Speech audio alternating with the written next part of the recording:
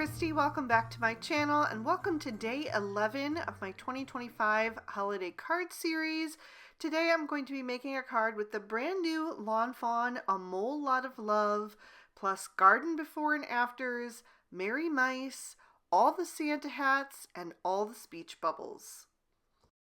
I've stamped the images on alcohol marker friendly cardstock with Lawn Fawn Jet Black ink, and I'm going to be coloring with my Copic markers.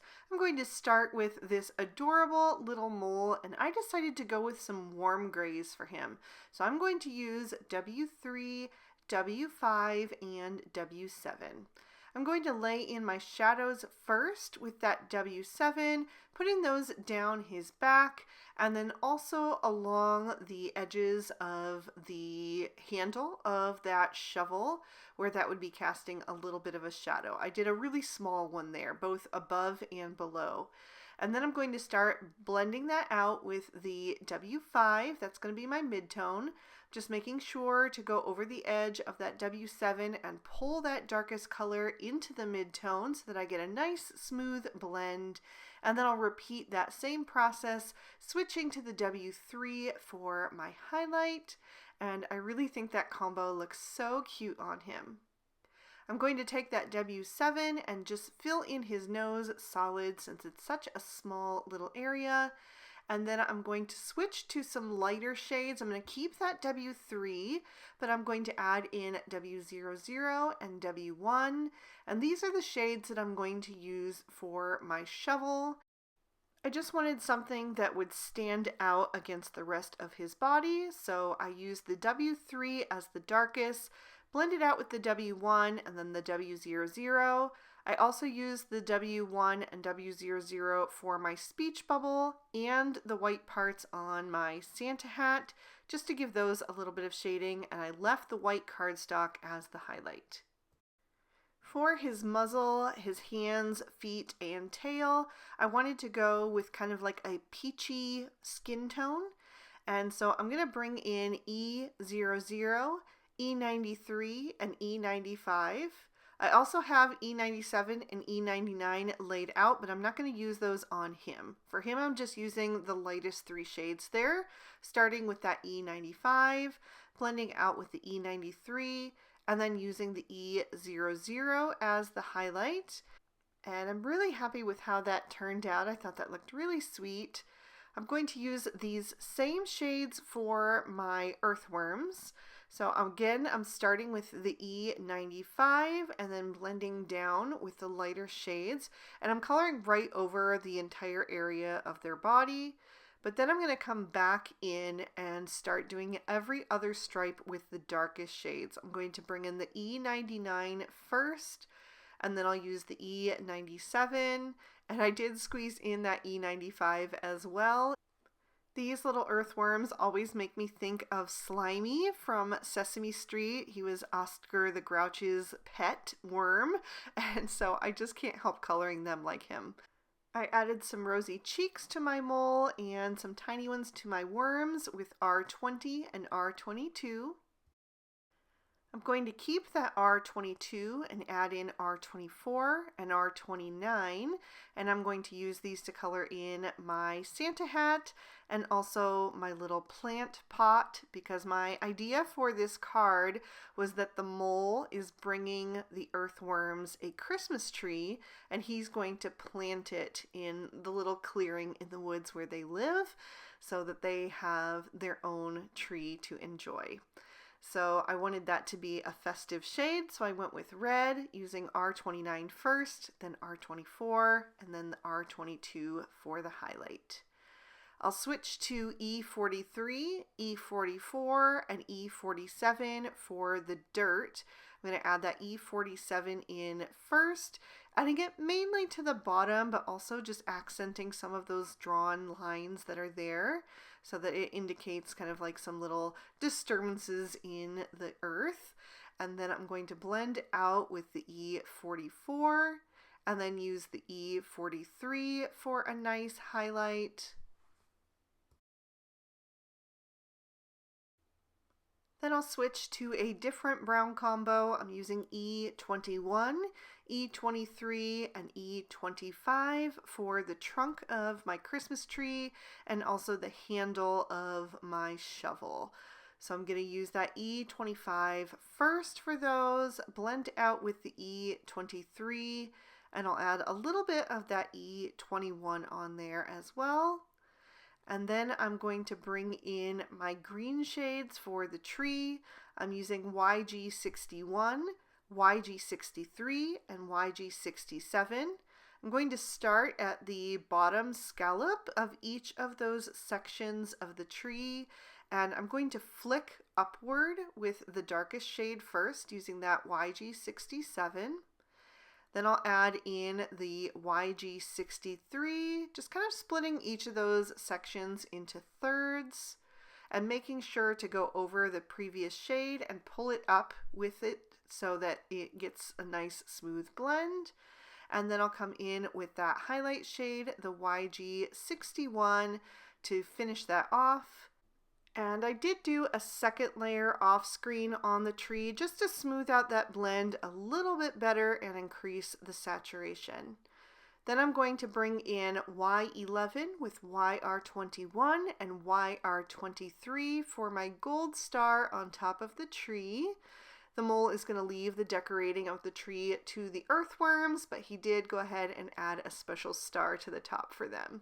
So now I'm just going to trim all of these images out with their matching dies.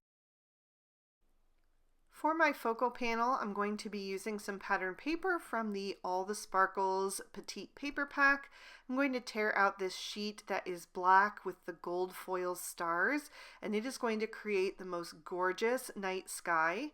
I'm going to trim that down with the second largest of the stitched circle stackables. I also trimmed down an extra circle of plain white and a snowdrift using the stitched hillside borders. I'm going to glue the pattern paper piece to the plain white piece with my glue tube just to make that a little bit more sturdy. I love how that gold foiling catches the light as you tip that cardstock. I'm going to add the snowdrift down at the bottom of the panel, just making sure that the stars are pointing the way that I want them, and I'm going to set this piece aside to dry and start to work on my card base. I'm going to take a piece of Noble Fir cardstock and die cut that using the Checkered Hearts Backdrop Portrait, and I did use my metal shim from Lawn Fawn when I ran this through my die cutting machine to make sure that my die just cut perfectly. Now I'm going to carefully go around the edges and add some glue, and then I'll also add some glue in the center so that it's held down well. I'm going to attach that to a lobster card base. So it is a standard A2 size card that I trimmed down to be 4 1/4 wide by 5 1/2 tall. And then I'm going to take an extra scrap of lobster cardstock and die cut the giant Be Merry. I also cut that out of 3 pieces of white cardstock and stacked those together, gluing them in between to make that a little bit more raised.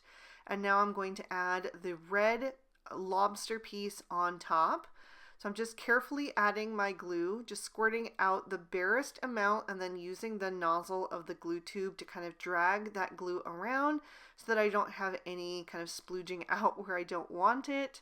Just using the barest amount to hold that in place. And then I'm going to set that down just slightly off center toward the left to create a drop shadow with that white cardstock. I'll just make sure that that is on there how I want it and then let that dry as well. Since my card base is that nice rich red, I'm going to do an insert for the inside so that I can write my greeting to the recipient.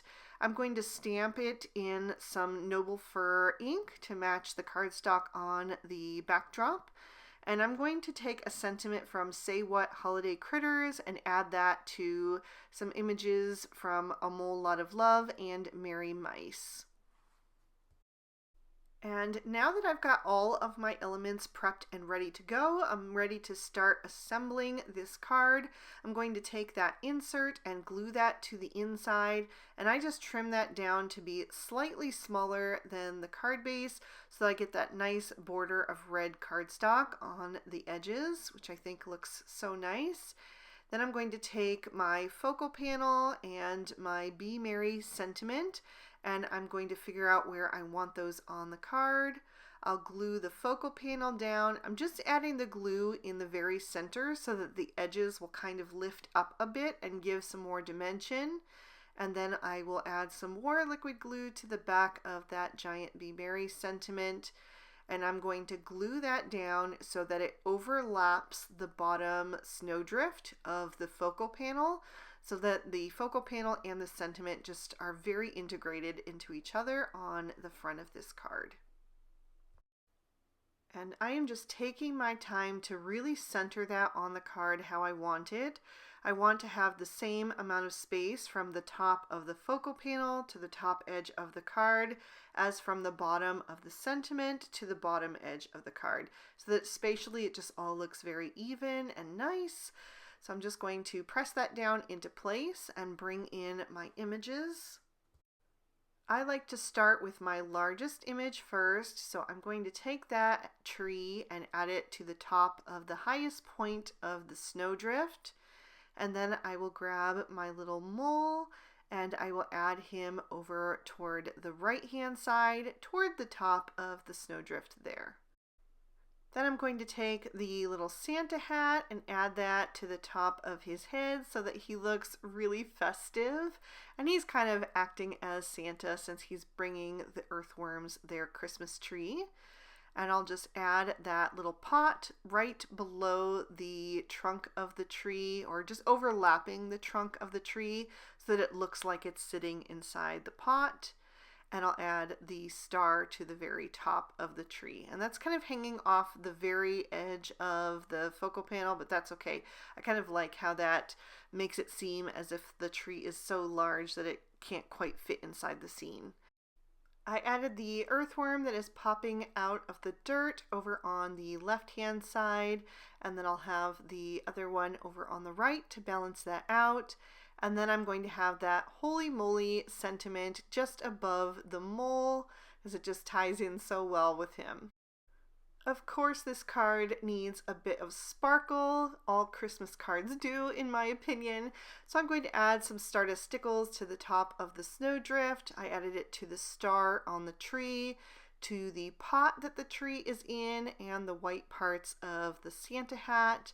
And then I'm also going to add it to my die cut giant Be Merry sentiment. I'm going to take that about not quite halfway up each of the letters in the bottom part, and then I'll also follow the bottom edge of the scripty letters in the top part of that sentiment, and I think that just really pulls the whole thing together. So I'm going to lift up this card so you can see it in a bit more detail, see some of the flash of gold foiling on that pattern paper, and give you another peek at the inside. I really hope you guys enjoyed this one. I had so much fun playing with this brand new stamp set and also the brand new backdrop die. So if you enjoyed it too, please be sure to give it a like and leave me a comment down below. I'd love to hear from you. This will also be on the Lawn Fawn YouTube channel today. If you'd like to watch it again, you can check it out over there. Subscribe to my channel if you haven't already, and ring that notification bell if you want to be alerted when I post new videos. All the products I used will be listed and linked in the description bar below. I'll also put up day 11 of the previous 2 years of holiday card series in case you'd like to check those out. Thanks so much for spending your time with me today. I hope you had a good one, and I'll see you soon in the next. Bye-bye!